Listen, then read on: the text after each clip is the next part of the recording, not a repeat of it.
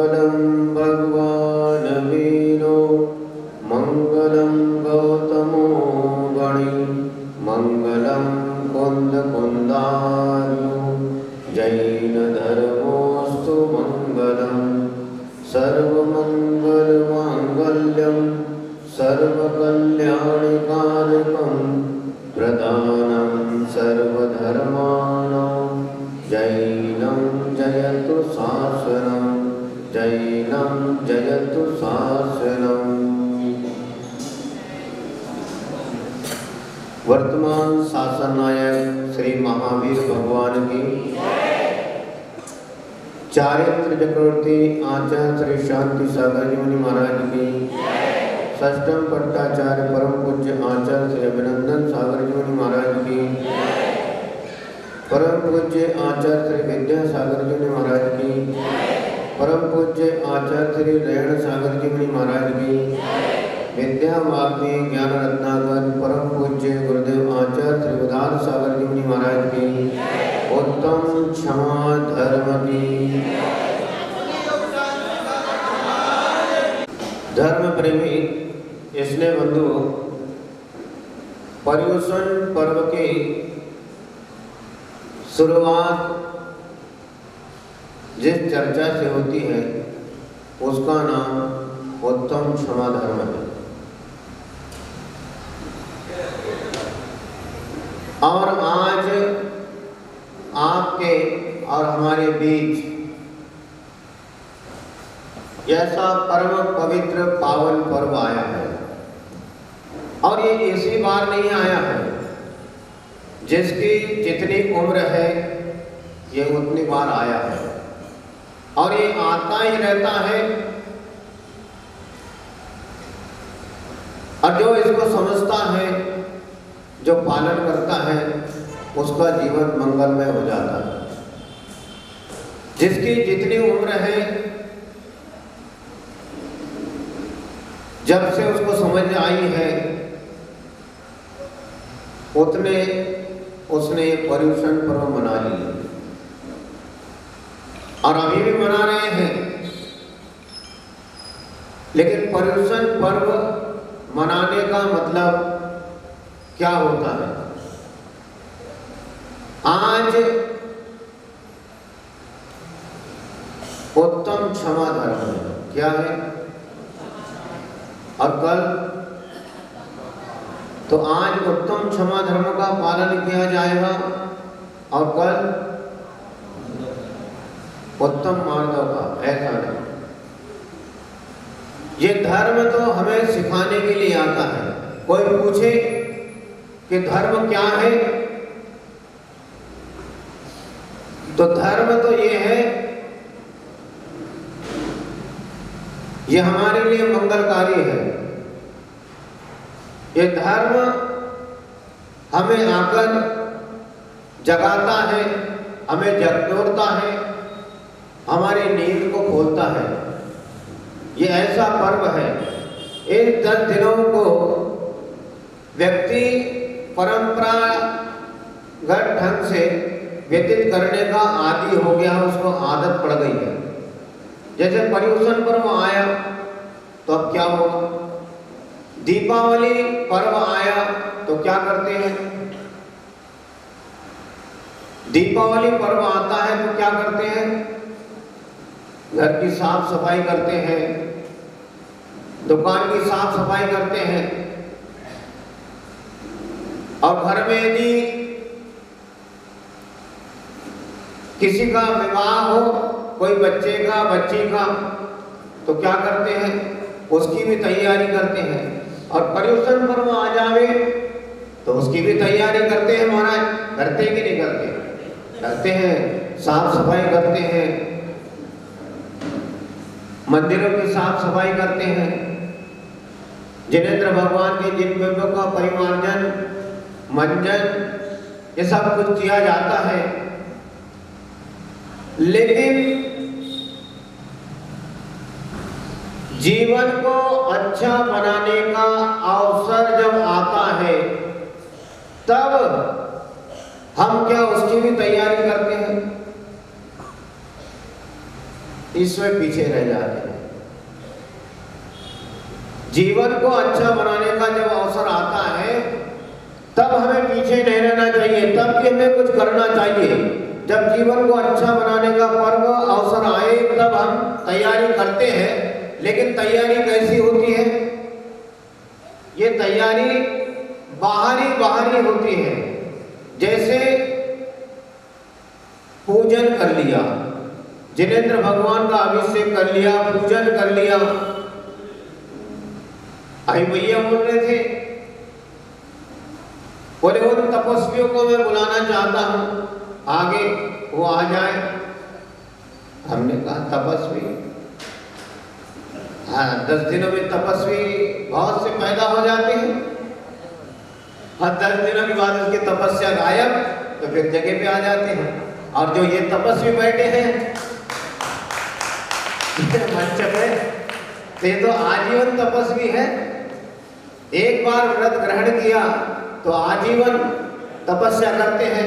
चलो अच्छी बात है, कोई बात नहीं, 10 दिन के तपस्वी। लेकिन तपश्चरण आपका कितना है?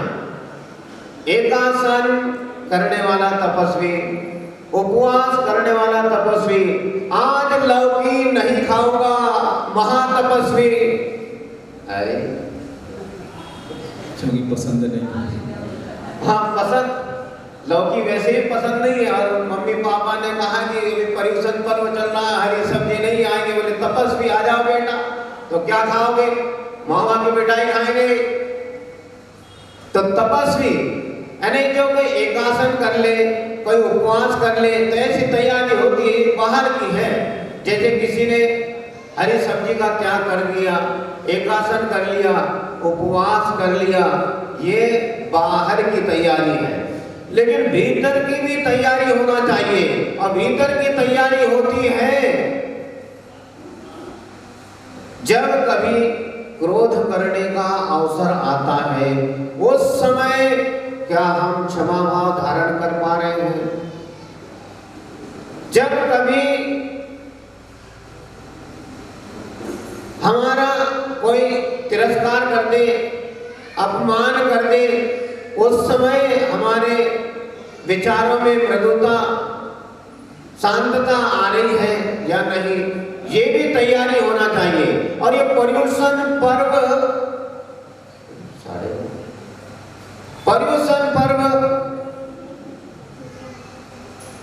हमें जगाने के लिए आया है। जाग जाओ, अभी तक संसार में तुमने बहुत परिभ्रमण कर लिया है। यदि तुम अपना कल्याण करना चाहते हो तो ये पर्युषण पर्व ऐसा पर्व है, इसके सामने कोई पर्व महत्व नहीं रखता है जितना पर्युषण पर्व महत्व रखता है आत्म कल्याण के लिए। बाकी पर्व तो सब खाने पीने और मौज के लिए है। नए नए कपड़े पहनिए, अच्छे अच्छे व्यंजन बनाइए, अच्छा बढ़िया खाइए पिए और आनंद लीजिए। लेकिन ये पर्व ऐसा है, ये बहुत महान पर्व है। ये पर्व पर्युषण पर्व क्यों मनाया जाता है, इसके पीछे क्या कारण है, इस बात को भी हमें समझना चाहिए। ऐसा ये महान पर्व है, ऐसा पर्व एक बार जिसने अच्छे ढंग से इसको समझ लिया, इसका पालन कर लिया, हम तो कहते हैं उस भव्यात्मा जीव के लिए संसार के दुख दूर करने का रास्ता। ऐसे रत्नत्रयधारी दिगंबर मुनिराज कहते कि आजा बेटा, तो एक बार मेरा हाथ पकड़ ले, कहां तू दलदल में बैठा है, ऊपर आजा, मेरे पास बैठ जा, मैं तुझे सच्चे सुख का रास्ता दिखाता हूं। लेकिन स्वीकार करना होता है। हम 10 धर्मों का पालन करने के लिए तैयार होते हैं, लेकिन तैयारी के साथ थोड़ी बुद्धि की आवश्यकता है। एक मित्र अपने इष्ट मित्र के यहां पहुंचा, उसे अपने मित्र को देखकर बड़ी प्रसन्नता हुई। बोले आइए आइए भैया, बहुत दिनों बाद पधारे। बोलिए कैसे क्या मैं आपका स्वागत करूं? बोले स्वागत? तुम अकेले तो हो और मैं भी अकेला, ना तुम्हारी शादी हुई ना मेरी शादी हुई, और आज के समय तो बड़ी मुश्किल है। ऐसी मुश्किल वाले दोनों मित्र आपस में एक दूसरे को देखकर बड़े प्रसन्न होते हैं। अरे छोड़ो, बोले वो तो जो है सो ठीक है, लेकिन बताओ क्या सेवा की जाए? भाई जो तुमको अच्छा लगे। अपने मित्र ने आए हुए मित्र के लिए बढ़िया हलवा बनाया, हलवे से उसका स्वागत किया। अच्छा स्वादिष्ट केसर युक्त हलवा बनाया और मित्र को खिलाया। मित्र ने 1 प्लेट 2 प्लेट खाया, और इच्छा हो खाने की। उसने बढ़िया मजे के साथ हलवा खाया, दोस्तों ने भी खाया, लेकिन उसके दिमाग में एक ही बात घूमते रही रास्ते में घर पहुंचते तक भी कि वाह, मेरे मित्र ने क्या गजब का हलवा बनाया, क्या स्वादिष्ट हलवा बनाया, अभी तक उसका स्वाद मेरे मुंह से नहीं गया। क्यों ना मैं भी ऐसा हलवा बनाऊं? उसने अपने घर पे हलवा बनाया, लेकिन उसे मजा नहीं आया। उसने खाया जरूर, लेकिन मजा नहीं आया। उसको चिंता हो गई कि मेरे दोस्त क्या मैंने हलवा खाया वो बड़ा स्वादिष्ट था, लेकिन जो घर में मैंने बनाया उसमें स्वाद नहीं आया, इसका कारण क्या है? मित्र से पूछना चाहिए। वह घर से निकला और किस्मत से उसका मित्र बाजार में मिल गया। अरे बोले भाई साहब सुनो। अरे क्या बात है? बोले मैंने आपके यहाँ जो हलवा खाया, जो आपने मुझे हलवा खिलाया, वो इतना स्वादिष्ट था कि बहुत मजा आया। मैंने सोचा घर जाकर मैं भी बनाऊं, मैंने बनाया, मैंने खाया, लेकिन मजा नहीं आया, पता नहीं क्या बात है। वो कहता है कि चलो हम तुम्हारे घर चलते हैं, देखते हैं तुमने क्या क्या डाला क्या नहीं डाला। दोनों मित्र घर गए, बताया क्या क्या डाला उसने, सब कुछ बता दिया, शक्कर इलायची जो भी है सब कुछ बताया। बोले केसर बताओ, तो केसर की डब्बी उठाई तो उसको सूंघा तो उसमें से बदबू आ रही थी। बोले मिस्टेक कहीं नहीं, इस केसर की डब्बी में पकड़ में आ गई। बोले क्या? बोले केसर जो है आपकी केसर हींग की डब्बी में रखी है, इसलिए इसमें बदबू आ रही है, तुम्हें आनंद नहीं आ रहा है, तुम्हारे हलवा में इसलिए आनंद नहीं आया। अब ये तो बात हो गई हलवा की कि उसके यहाँ जो हलवा खाया वो स्वादिष्ट था और घर पे जो बनाया हलवा उसमें स्वाद नहीं आया। क्यों? क्योंकि उसमें वो केसर जो है हींग की डिब्बी में रखी थी, इसलिए हलवा में मजा नहीं आया।